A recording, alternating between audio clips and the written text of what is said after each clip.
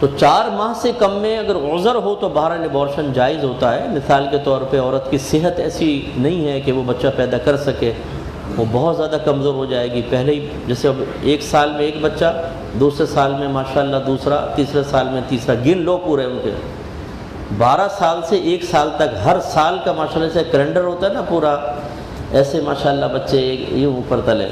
یار وہ عورتیں کچھ سوچو تو صحیح، تھوڑا گیپ رکھو، 2 سال کا، 3 سال کا۔ آج کل جدید میڈیکل سائنس ہر طریقے کے بے ضرر طریقے بتاتی ہے، اور یہ آپ کو پہلے بھی سمجھایا تھا۔ خود صحابہ کرام علیہم رضوان میں فیملی پلاننگ کا تصور موجود تھا، انہوں نے نبی کریم سے باقاعدہ عزل کی اجازت طلب کی ہے۔ عزل مینز کہ جب انسان جسمانی تعلق قائم کرے تو ڈسچارجنگ جسم سے باہر کرے، اس کو عزل کہتے ہیں، اور باقاعدہ نبی کریم نے اجازت مرحمت فرمائی کہ آپ ایسا کر سکتے ہیں، ہے کہ نہیں؟ حالانکہ نبی کریم کیا فرماتے ہیں؟ ایسی عورت سے نکاح کرو جو بکثرت بچے پیدا کرنے والی ہو۔ ایک روایت میں فرمایا کہ اولاد کی کثرت کرو کیونکہ میں میدان محشر میں اپنی امت کی کثرت پر فخر کروں گا۔ اس کا مطلب ہے اب یہ دونوں چیزیں ملا لیں۔ اب یہ نہیں ہے کہ سرکار فرما رہے ہیں کہ کثرت سے اولاد پیدا کرو تو ہر سال بچے پیدا کرتے رہو، بیوی کا بیڑا غرق ہوتا رہے، نظام گھر کا چلے نہ چلے۔ نو، دوسری حدیث کو ساتھ ملا لیں، بکثرت بچے پیدا کریں لیکن بہت اچھے صحیح انداز سے۔ بیوی کا بھی حق ہے، اسے بھی زندہ رہنے کا حق ہے۔ اسی لیے میں کبھی کبھی کہتا ہوں کہ شوہروں کو ایک دن جو ہے نا سارا گھر خود سنبھالنا چاہیے۔ ایک بچہ یہاں سے پاجامہ کھینچ رہا ہوگا، دوسرا یہاں سے کان کھینچ رہا ہوگا، ابا ابا مجھے بھوک لگی ہے، ایک کہہ رہا ہوگا ابا اس نے مجھے مار دیا، ایک آ کر ٹکر مارے گا ابا کو، پاگل ہو کے۔ پھر پتہ چلے گا کہ خواتین کیسے بچوں کو سنبھال کے پالتی ہیں۔ یہ تو بڑا آسان ہوتا ہے، تم گھر میں کیا کرتی رہتی ہو، یہ تو ڈیوٹی ہے کر بھی ہے۔ ارے بھائی تو پھر تمہیں اگر یہ کہیں کہ تم باہر جا کے کیا کرتے ہو تو تمہاری ڈیوٹی ہے کما کے لاؤ، اس میں ہم کہتے ہیں اچھا میں باہر سے گالیاں سنتا ہوں، دھوپ برداشت کرتا ہوں، اتنی مشقت تمہیں بٹھا کے کھلا رہا ہوں۔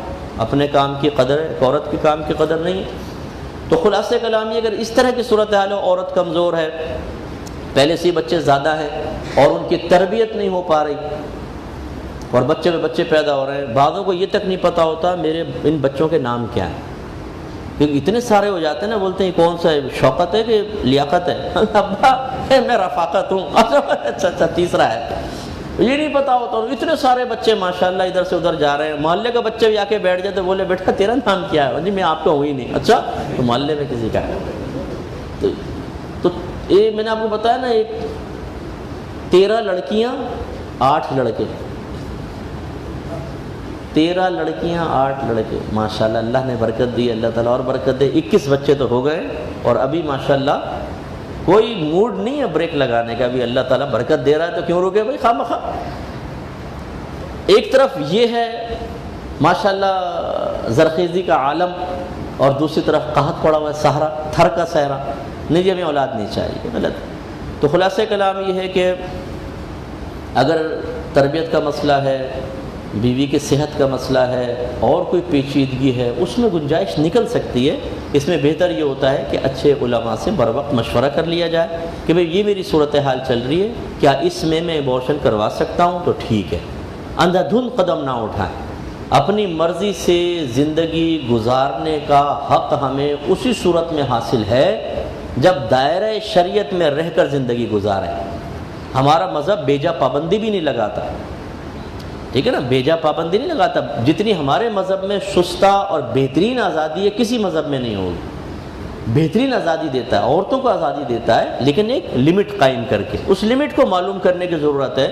یہ نہیں ہے کہ جی بیوی میری، میں شوہر، جیسے وہ آج احتجاج ہوا جی میرا جسم میرا، میں اس کے مالک ہوں اور جو کریں، اس کا مطلب زنا کریں کچھ بھی کریں ہم مالک کے جسم کے۔ بھئی یہ کیا مسئلہ ہوا؟ ہم اپنے کسی چیز کے مالک نہیں، حقیقتاً اللہ تعالیٰ مالک۔ ہمیں تو عارضی طور پہ ملکیت دی گئی ہے ہر چیز کے اوپر، تو جب عارضی طور پہ ملکیت دی جائے، حقیقی مالک نہ بنایا جائے، تو جس نے مالک بنایا ہے اس کی مرضی کے مطابق چلنا پڑے گا بھائی جان۔ آپ ایک کرائے کا مکان لیتے ہیں تو آپ اس میں چند چیزیں پہلے طے کر لیتے ہیں کہ بھئی یہ ہوگا یہ ہوگا، اور کچھ عرفاً معلوم ہی ہوتی ہیں، لیکن اس کا مطلب یہ نہیں ہے کہ آپ کہیں کہ جب میں نے کرائے پر مکان لے لیا تو ہتھوڑا لے کے آپ ٹوٹ پڑے اس کی چھت کے اوپر اور دیواریں گرا رہے ہیں، اینٹیں، کہا کہ میرا مکان ہو گیا۔ ارے بھائی آپ کا نہیں ہوا، یہ عارضی طور پہ آپ کو ملا ہے۔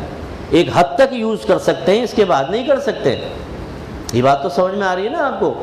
تو جب اللہ تعالیٰ نے ہمیں جسم اور مال عطا فرمایا اور چیزیں اور نعمتیں عطا فرمائیں، تو اس کا مطلب یہ نہیں ہے کہ شتر بے مہار کر دیا، عارضی طور پہ استعمال کے لیے دیے ہیں، اسی کے مطابق استعمال کرنا ہو۔